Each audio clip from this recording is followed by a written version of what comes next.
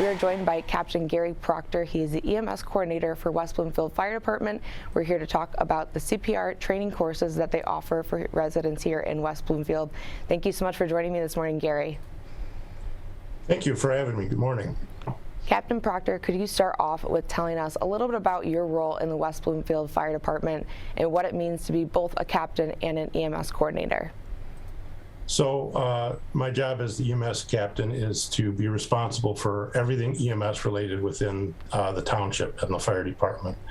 That includes the responsibility of overseeing the 90 plus paramedics we have on the department, our fleet of ALS ambulances, all of our medical supplies, things like that. Being the EMS coordinator, a portion of it, I have to deal with the county and the state, the different regulations, the protocols that we operate under, and being involved in that, making sure we're always up to date and doing everything correctly.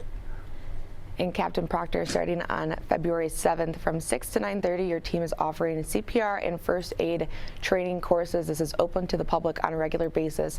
Could you start off by telling us a little bit about those training courses and how one would register for those? Yeah, so registration is very easy. You just go to the township website and under the government drop-down, look for the fire department tab. And then when that page opens up, the CPR classes tab will be right there on the left.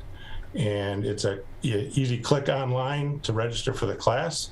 Then you come into the department, pay your fee, you get your textbook and that. So that's the registration process. We do offer the classes the first Monday of every other month, starting in February. And the courses are open to anybody in the public. They are $30 per person. And that includes your textbook and your card when you're completed. And we offer the what's called the Heart Saver CPR AED, and occasionally we'll offer the first aid portion of that as well. This is a great class for anybody in the public. It's even good for certain job requirements as well. There are certain occupations where you have to have CPR training, and this meets some of those requirements. So, and again, we do that every other month, and we're starting in February. And then what types of things will the people that register for these training courses learn, whether that's obviously CPR, but in those first aid courses, what types of things will your team teach them? So it's really basic first aid stuff, controlling of bleeding, along with everything that you learn in CPR, which includes the use of the AED and what to do if someone stops breathing. Basic splinting techniques, how to use an EpiPen. We also teach you how to use Narcan as well. With the opioid epidemic, that's become very prevalent in a lot of first aid trainings.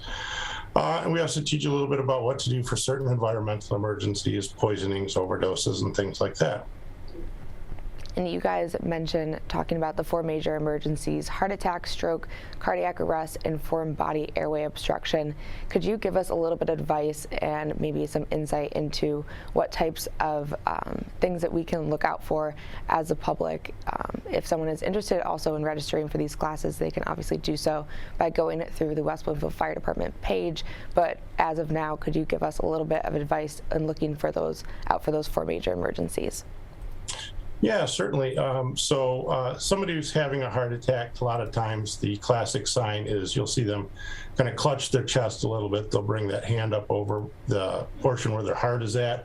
Some people occasionally will confuse that with choking, where people may bring their hands up to their throat. But that's typically it. Other things to look for with someone having a heart attack is they've gotten really sweaty. All of a sudden, they're complaining of crushing chest pain. They may describe it like someone is standing on their chest. Foreign body airway obstruction, again, you'll see that they typically will reach up like they're holding their throat, like they're indicating that they're choking. You may not hear any movement of air. They may be coughing really hard as well.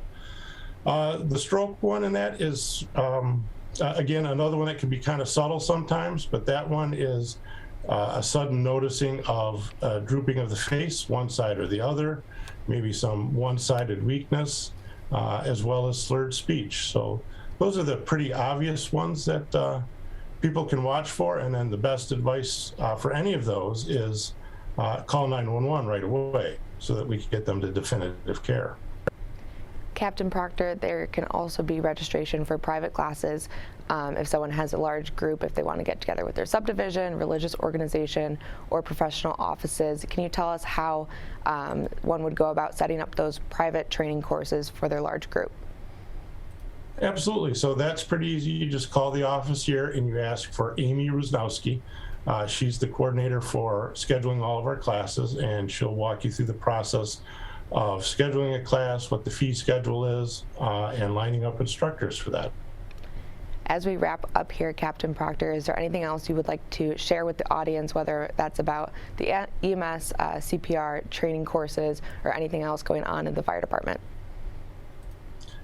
So as always, we really do appreciate the support from the community as a whole. I think we offer a very great service here, and we appreciate, again, the support that the community gives us. We're always happy and always here to answer questions anybody may have. And we love hearing stories when people have a very positive experience and a great outcome after we've seen them. Well, thank you so much for taking time out of your busy morning and joining us, Captain Proctor. My pleasure. Thank you very much.